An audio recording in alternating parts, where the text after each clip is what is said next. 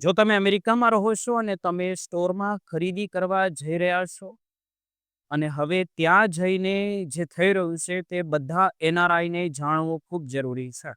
શું તમે જાણો છો કે અમેરિકાના જ્યોર્જિયામાં જે ગેમિંગ મશીન પર તમે નસીબ અજમાવો છો કે પછી કોઈ વસ્તુની ખરીદી કરવા જાઓ છો, તે માત્ર એક ભૂલના કારણે તમારા માટે જેલ અને ડિપોર્ટેશનનો રસ્તો તે ખોલી શકે છે? એક નાનકડી કેશ પેમેન્ટની ભૂલ અને પોલીસની રેડ બાદ વાત સુધી આઈસ એટલે કે ઇમિગ્રેશન સુધી પહોંચી રહી છે. જ્યારથી પાછા આવવું અશક્ય બની ગયું છે, તમે નથી આવી શકતા. આજે અમે તમને જણાવીશું એ સત્ય જે ગુજરાતી સમુદાયના બિઝનેસમેન અથવા તો ત્યાં કામ કરતા કર્મચારીઓની ઊંઘને ઉડાવી દીધી છે. જોર્જિયામાં કોઈન ઓપરેટર એમ્યુઝમેન્ટ મશીન એટલે કે COAM કાયદેસર તો છે, પણ તેની પાછળ છુપાયેલું કાયદાનું ઝાડ એટલું ખતરનાક છે કે તમારી એક સહી કે પછી પેમેન્ટ તમને મોટી મુસીબતમાં મૂકી શકે છે. અત્યારે જોર્જિયામાં સ્થિતિ એવી છે કે ગેમિંગ મશીનમાં ક્રેડિટ જીત્યા પછી જો કેશિયર તેને રોકડમાં ચૂકવે તો તે ગુનો બની જાય છે.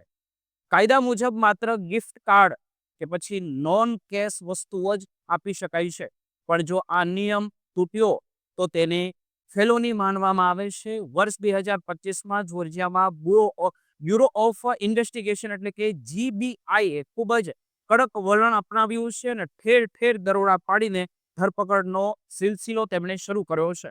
સૌથી ચિંતાની વાત એ છે કે પહેલાના સમયમાં આવા કેસમાં જામીન તો મળી જતા હતા, પણ હવે આ મામલો સીધો ઇમિગ્રેશન વિભાગ સાથે જોડાઈ રહ્યો છે અને જોડી દેવામાં આવ્યો છે, જેના કારણે સ્ટેટસ વગરના લોકો પર ડિપોર્ટેશનની તલવાર લટકી અને લટકી જ રહે.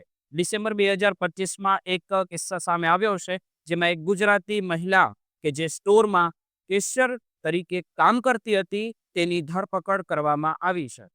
તે મહિલા માત્ર $14 પ્રતિ કલાક પગાર પર કામ કરતી હતી અને તેની પાસે વર્ક પરમિટ પણ હતી.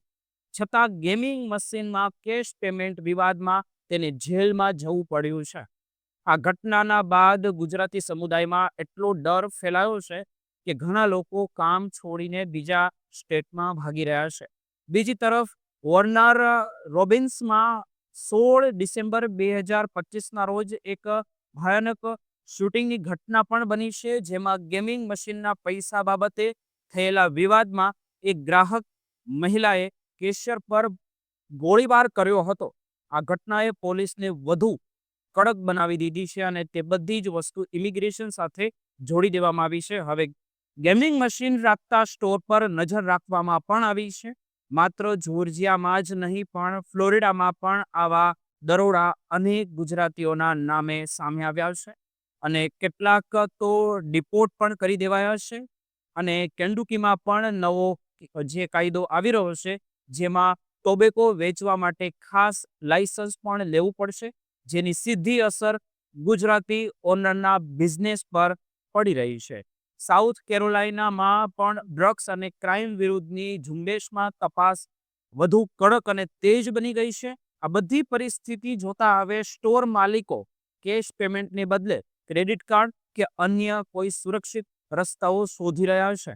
અત્યારના માહોલમાં દરેક વ્યક્તિએ કાયદાકીય માર્ગદર્શન લેવું અને નિયમોનું પાલન કરવું અનિવાર્ય બની ગયું છે, કારણ કે તમારી એક ભૂલ આખા પરિવારના ભવિષ્યને જોખમમાં મૂકી શકે છે અને અમેરિકામાં વસતા આપણા ભાઈ બહેનોએ ખાસ સાવચેત રહેવાની જરૂર છે.